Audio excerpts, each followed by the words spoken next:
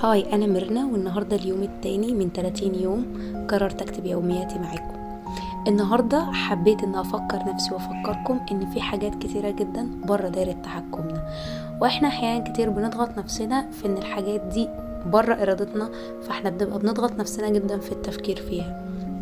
لكن أنا حبيت أفكرك وأفكر نفسي أن حاجات كتيرة قوي هي بره دايرة تحكمنا، زي مثلا أنك هتذاكر وتعمل اللي عليك، بس اللي بره دايرة تحكمك المجموع اللي انت هتجيبه عامل ازاي. ان انت عندك مشروع وبتحاول انك تشتغل عليه، بس النتيجة هي فعلا بره دايرة تحكمك حتى لو كنت بتعمل اللي عليك. فخليك فاكر دايما ان في حاجات كتيرة جدا بره دايرة تحكمك وانت مش مسؤول منها ومش هتقدر تتحكم فيها طول الوقت.